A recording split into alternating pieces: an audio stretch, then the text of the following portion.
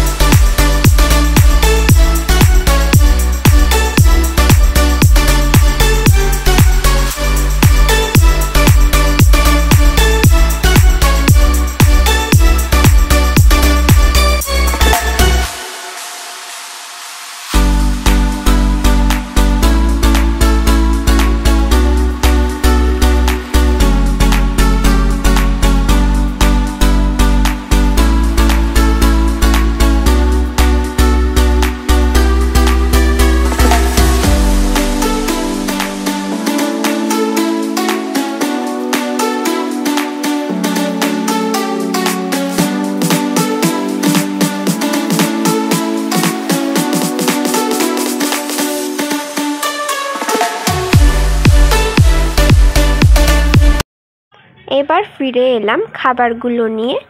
তো এখানে আমরা ফার্স্টেই নিয়েছিলাম হট অ্যান্ড সাওয়ার স্যুপ, যেটা প্রাইস ছিল 80 রুপিস। এরপর স্টার্টারে নিয়েছিলাম চিকেন ড্রামস্টিক। ড্রামস্টিকের প্রাইস ছিল 220 আর ড্রামস্টিকের পিস ছিল 8 পিস। তোমাদের সাথে শেয়ার করি কেমন এটা খেতে ছিল। ড্রামস্টিকটার টেস্ট ছিল দারুণ। এটা একটু স্পাইসি ছিল। ওভারঅল খেতে আমার ভালোই লেগেছে। রেস্টুরেন্টটি হচ্ছে 4th ফ্লোরে। আর তোমাদের কোনো অসুবিধা হবে না, কারণ নিচে একটা সিকিউরিটি গার্ড ওরা দিয়ে দেন তোমাদের লিফটে করে উপরে পৌঁছে দেওয়ার জন্য।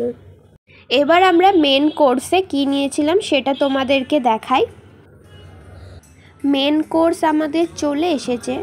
তো আমরা মেন কোর্সে নিয়েছিলাম বাটার নান আর কড়াই চিকেন। এবার আমাদের সার্ভ করা হচ্ছে কড়াই চিকেন। এটার প্রাইস ছিল 250। তারপর এখান থেকে আমি নিয়ে নিলাম একটা বাটার নান।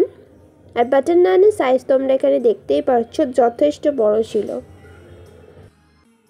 কড়াই চিকেন যেহেতু আমি ফার্স্ট টাইম এখানে টেস্ট করেছি, তো টেস্ট আমার ভালোই লেগেছে। সব থেকে টেস্ট ছিল কিন্তু বাটার নানের। এখানে কিন্তু কড়াই চিকেনের পিস অনেকগুলোই দেওয়া হয়েছিল। যেহেতু আমার পিসটা মনে নেই তার জন্য আমি তোমাদের বলতে পারছি না, তোমরা মেনু কার্ডে চেক করে নিও। এখানে আমার কিন্তু সব কিছুই মোটামুটি ভালোই লেগেছে। তোমরা নিশ্চয় এখানে ভিজিট করো একবার। এখানে আসার ইচ্ছা আমার অনেক দিন থেকেই ছিল। ফাইনালি সেদিন আমি গিয়ে উঠতে পেরেছিলাম। আর এখানে যারা সার্ভিসে ছিলেন তাদের বিহেভিয়ার কিন্তু যথেষ্ট ভালো ছিল। ভিডিওটা ভালো লাগলে সাবস্ক্রাইব করতে কিন্তু ভুলবেন না। এবার আমাদের খাওয়া কমপ্লিট হয়ে গেছে। আর এখানে দেওয়া হয়েছিল আই থিঙ্ক এগুলো মৌরি। এবার আমি তোমাদের সাথে আমাদের বিলটা শেয়ার করে দিলাম। রেস্টুরেন্টটা যেহেতু রুফটপ রেস্টুরেন্ট ছিল, তো চলো এবার উপরে যাওয়া যাক।